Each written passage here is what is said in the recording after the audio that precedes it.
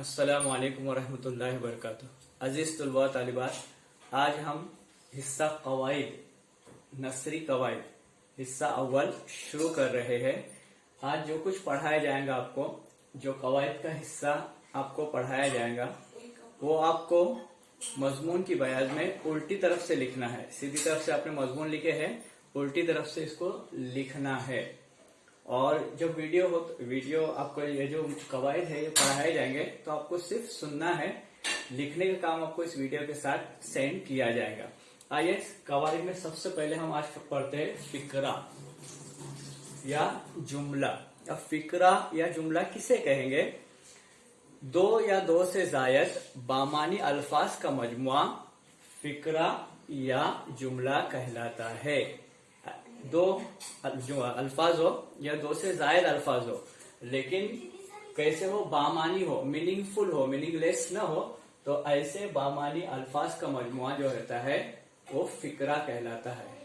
यानी दो या दो से जायद जो बामानी अल्फाज होते हैं उनका जो मजमुआ होता है, बामानी अल्फाज यानी मीनिंगफुल अल्फाज, जिसका मजमुआ फिक्रा या जुमला कहलाता है। इंग्लिश में सेंटेंस कहा जाता है, मराठी में वाक्य कहा जाता है। जैसे आज पीर का दिन है, तो ये जुमला क्या कहलाएगा? फिक्रा कहलाएगा या ये जुमला कहलाएगा। इसे फिक्रा या जुमला कहा जाता है। अब दूसरा जो है वो है मुहावरा। अब मुहावरा किसे कहते हैं देखते हैं। अब मुहावरे का तस्किरा अपनी दरसी किताब में सफा नंबर 108 पर भी है, 113 पर भी है और 115 पर भी है, मश्क में आया हुआ है। अब मुहावरा किसे कहेंगे? दो या दो से जायद बामानी अल्फाज का मजमुआ जिसके असल मानी के बजाय मुरादी मानी ली जाती है उसे मुहावरा कहते हैं। यानी असल मानी कुछ और होती है और उसकी मुरादी मानी कुछ और ली जाती है, तो उसे मुहावरा कहते हैं। यानी दो या दो से जायद बामानी अल्फाज का मजमुआ जिसके असल मानी की बजाय मुरादी मानी ली जाती है उसे मुहावरा कहते हैं। मसलन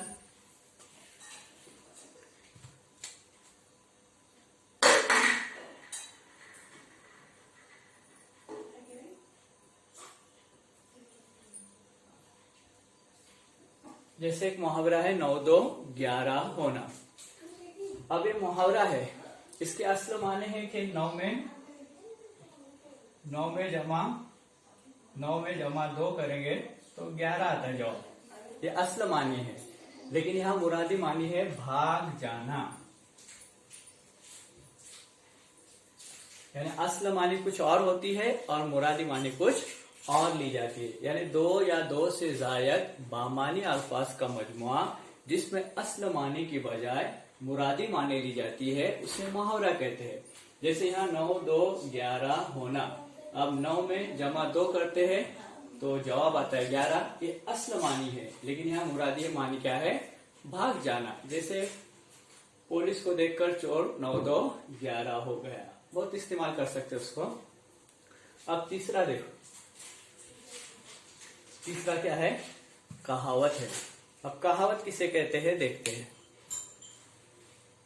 कहावत जो है, जो बात बार बार तजुर्बे में आती है, जो बात बार बार तजुर्बे में आती है और वक्त पड़ने पर जिसकी मिसाल दी जाती है, जो दिलचस्प और सबक आमोज होती है, उसे कहावत कहते हैं।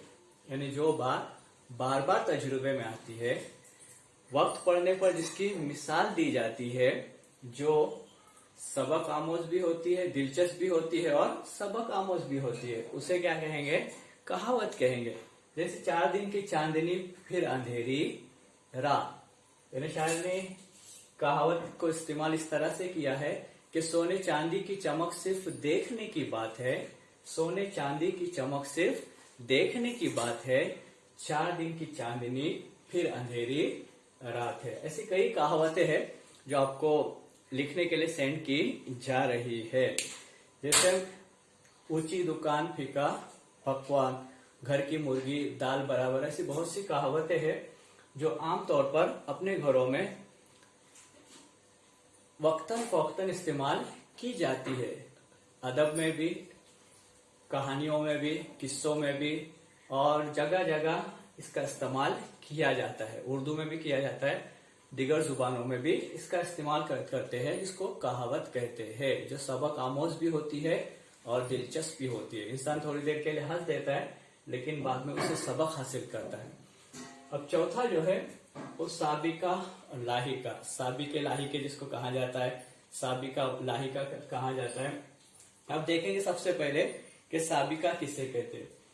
अपने दरसी किताब में सफा नंबर 79 और सफा नंबर 95 पे इसका तस्करा हमको मिलेगा। वजूद जो किसी लफ्ज के शुरू में इजाफा करके, वजूद जो किसी लफ्ज के शुरू में इजाफा करके नए बामानी अल्फाज बनाए जाते हैं, वजूद से नए बामानी अल्फाज बनाए जाते हैं, उसे साबिका कहते हैं। वजूद जैसे किसी लफ्ज के शुरू में इजाफा करके नए बामानी अल्फाज बनाए जाते हैं, उसे साबिका कहते हैं। अब जैसे यहाँ लफ्ज हम दिया गया है, तो लफ्ज के शुरू में हम लेंगे और लफ्ज बनाएंगे हम उम्र।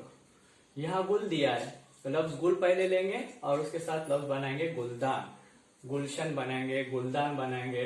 बहुत से अल्फाज बन सकते हैं। यानी आने वाला जो जुज है, हिस्सा है, वो शुरू में आता है साबिके में।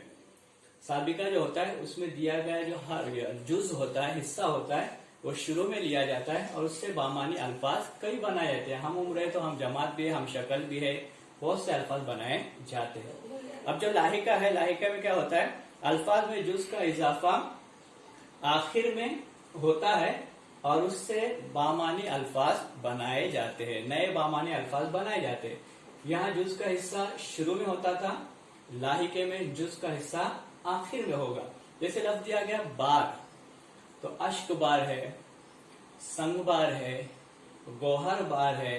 यानी यहाँ बार जो लफ्ज आया है सबसे आखिर में आया है। यहाँ हम जो लफ्ज लिया गया था वो शुरू में लिया गया था, गुल भी लफ्ज शुरू में लिया गया था। और एक लफ्ज है कार, ऐसे बहुत से अल्फाज है। कार है तो सरकार लेंगे, दरकार लेंगे, खताकार लेंगे, ऐसे कई अल्फाज हम इस्तेमाल कर सकते हैं। अपने इलाकों में काश्तकारी की जाती है तो काश्तकार लफ्ज ले लेंगे, ऐसे कई अल्फाज लिए जाते हैं। याद रखना यह है कि साबिके में जुज को शुरू में लिया जाता है, लाहिके में जो जुज दिया गया है उसको आखिर में लिया जाता है।